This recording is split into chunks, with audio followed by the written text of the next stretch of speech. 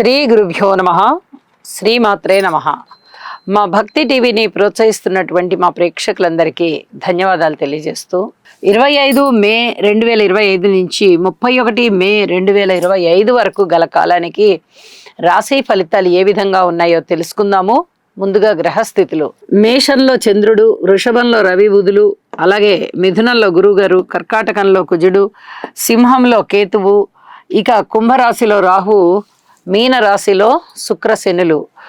వారాంతంలోకి వెళ్ళేటప్పటికీ శుక్రుని యొక్క స్థితి మేషరాశిలోకి వెళ్ళి ఉండగా, మేషరాశిలో ఉన్నటువంటి చంద్రుని యొక్క స్థితి కర్కాటక రాశిలోకి వచ్చి ఉన్నది.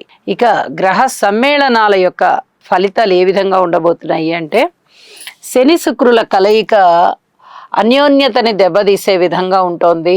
అలాగే రవి బుధుల కలయిక బుధాదిత్య యోగాన్ని తెలియజేస్తూ చాలా అద్భుతమైనటువంటి ఫలితాలు అన్ని రాశుల వారికి ఇచ్చే విధంగా ఉన్నది.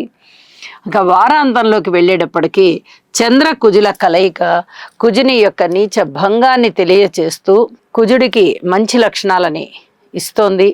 ఇక వీటన్నిటికన్నా కూడా ముందుగా చెప్పుకోదగిన విశేషాంశం ఏమిటి అంటే, రాహు గారికి, కేతువు గారికి వీరి యొక్క సంచారాలకి మధ్య భాగంలో మాత్రమే, అపసవ్య దిశలో మధ్య భాగంలో మాత్రమే రవ్యాది సప్తగ్రహాలు ఉన్నాయి. ఇది దేశకాలమాన పరిస్థితులకి కొంత అరిష్ట యోగం ఉంటుంది. దీని గురించి మరి ఒక ప్రత్యేకమైన ఎపిసోడ్ చెప్తాను అని చెప్పి తెలియజేస్తున్నాను. అయితే మనుషులకి సంబంధించి మటుకు ఈ కాలసర్పదోషం అనేటటువంటి ఈ రాహుకేతువుల మధ్య ఉండేటటువంటి గ్రహాల దుష్ట దోషం ఏమైనా ఉంటుందా అంటే అది వర్తించదు. ఇది చెప్పదగినటువంటి సూచనగా తెలియజేస్తున్నాను. ఇక గ్రహాల యొక్క దృష్టుల విషయానికి వస్తే, శనిగారి యొక్క దృష్టి రవి బుధుల మీద పడుతూ చర్మ వ్యాధులని కొంత ప్రేరేపింపజేస్తోంది, అనారోగ్యాలని ప్రేరేపింపజేస్తోంది. రక్తానికి సంబంధించి కూడా కొన్ని రకాలైనటువంటి జబ్బులు, బాధలు, రోగాలు ఉండేటటువంటి అవకాశాన్ని సూచన చేస్తుంది. ఇక ఏ దృష్టి కూడా రాశి మీదనే తప్ప గ్రహాల మీద లేదు. ఇది చెప్పదగినటువంటి సూచనగా తెలియజేస్తూ ఉన్నాను. శనిగారి యొక్క సప్తమ దృష్టి కానీ, దశమ దృష్టి కానీ, గురుని యొక్క పంచమ దృష్టి కానీ, సప్తమ దృష్టి కానీ, కుజుని యొక్క సప్తమ దృష్టి కానీ, చతుర్థ దృష్టి కానీ రాసుల మీదనే తప్ప గ్రహాల మీద లేవు.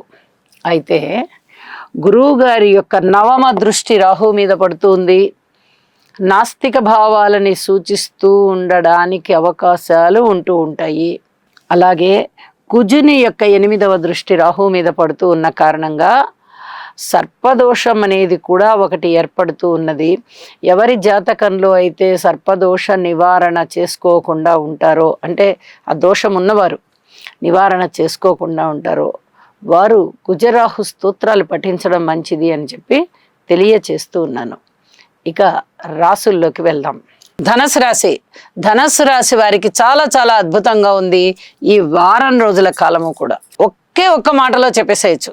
గురువు గారి యొక్క పూర్ణ దృష్టి, సప్తమ దృష్టి ఎప్పుడైతే రాశి మీద పడుతోందో, ఇక్కడ అర్ధాష్టమ శని ఉండనివ్వండి ఇబ్బంది లేదు, ఇక్కడ నవమ కేతు ఉండనివ్వండి ఇబ్బంది లేదు, అష్టమ కుజ సంచారం ఉండనివ్వండి ఇబ్బంది లేదు. అయితే చతుర్థంలో శుక్రాచార్యుల వారు చాలా బాగున్నారు, షష్టంలో రవి బుధులు బాగున్నారు, ప్లస్ బుధాదిత్య యోగము బాగుంది. అలాగే గురువు గారు బాగున్నారు.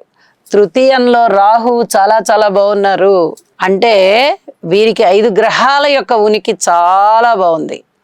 ఇన్ని రోజులు చాలా ఇబ్బందులు పడ్డారు ధనస్సు రాశి వారు. మరి షష్టంలో గురువు ఉన్నప్పుడు వీరికి అనేక రకాల ఇబ్బందులు వచ్చాయి. మరి అన్ని ఇబ్బందులు వచ్చాయి కదండి, ఎలా తట్టుకున్నాం మేము అంటే, అప్పుడు శనిగారి బలం ఉంది కాబట్టి కాస్తో కూస్తో తట్టుకోగలిగారు. ఆ తదుపరి శనిగారి బలం తగ్గిపోయింది. అయితే ఇబ్బంది పడ్డారు, చాలా ఇబ్బంది పడ్డారు. 4 నెలలు 5 నెలలు 4 నెలలు బాగా ఇబ్బంది పడ్డారు. ఇప్పుడు గురువు గారి యొక్క పూర్ణ బలం వచ్చేసింది. షష్టంలో రవి బుధులు వచ్చారు, చతుర్థంలో శుక్రాచార్యుల వారు వచ్చారు, తృతీయంలోకి రాహు వచ్చారు. అనేక విధాల లాభాలు వచ్చేసాయి, ధైర్యం వచ్చింది. సాహసోపేతమైన నిర్ణయాలు తీసుకునేటటువంటి ఆత్మస్థైర్యం పెరిగింది. మీకు అన్ని విధాలుగాను అద్భుతమైన ఫలితాలని చెప్పచ్చు. మృష్టాన్న భోజనాలు ఉన్నాయి, విందు వినోద కాలక్షేపాలు ఉన్నాయి. జీవితం చాలా సుఖమయంగా, సంతోషకరంగా అభివృద్ధి పదంలో సాగుతోంది. వివాహం కాని వారికి వివాహాలు కుదురుతున్నాయి. వివాహం అయిన వారు ఎవరైతే సంతానం కోసం ఎదురు చూస్తున్నారో వారికి సంతానం కూడా వచ్చేటటువంటి పరిస్థితి కనిపిస్తోంది. అయితే దత్తత తీసుకుని పెంచుకుంటున్న పిల్లల విషయంలో మటుకు చాలా జాగ్రత్తలు పాటించండి. ఇది చాలా చాలా చెప్పదగినటువంటి సూచన అని చెప్పి తెలియజేస్తున్నాను. అనేక విధాలుగా వీరు అదృష్టవంతులు, అభివృద్ధి పదంలో ఉన్నారు. శారీరక పరమైన రుగ్మతలు తగ్గిపోయాయి, మానసికమైనటువంటి రుగ్మతలు తగ్గిపోయాయి.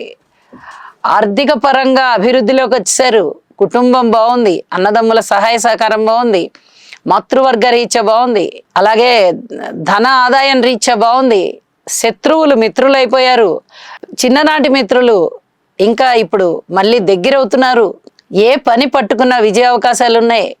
ఏమి కావాలండి, అన్ని రకాలుగాను గురువుగారు ఆశీస్సులు అందిస్తున్నారు. మిగతా గ్రహాల అనుకూలత కూడా ఉంది. జీవితంలో అభివృద్ధి కలిగేటటువంటి సమయం వచ్చేసి ఉండగా అధికమైనటువంటి సంతృప్తితో ఉన్నారు అని చెప్పి తెలియజెప్తున్నాను. దూర ప్రాంత ప్రయాణాల విషయంలో కించిత్ జాగ్రత్త వహించండి, ఇది చెప్పదగినటువంటి సూచన. అలాగే విద్యార్థులు గట్టి కృషి చేయండి, సక్సెస్ సాధిస్తారు. పితృవర్గ రీత్యా బాగుంది, మాతృవర్గ రీత్యా బాగుంది. కార్మికులు, కర్షకులు, నేత పనివారు, చేతి వృత్తుల వారి రీత్యా బాగుంది. అలాగే పబ్లిక్ రిలేషన్స్ రీత్యా బాగుంది. భార్యాభర్తల అనుకూలత రీత్యా బాగుంది. అన్ని విషయాలలోనూ అద్భుతమైన ఫలితాలే. వారాంతంలోకి వెళ్ళేటప్పటికీ పంచమంలోకి శుక్రాచార్యుల వారు వచ్చారు. చాలా మనశ్శాంతి పెరుగుతోంది.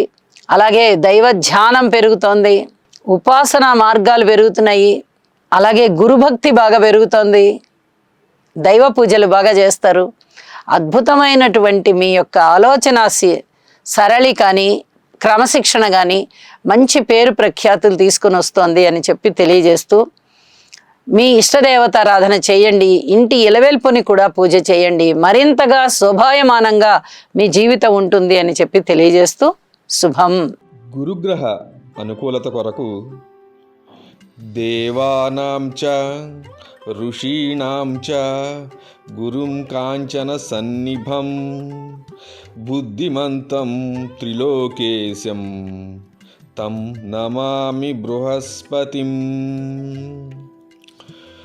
ఓం హ్రాం హ్రీం హ్రౌం సహ బృహస్పతయే నమః.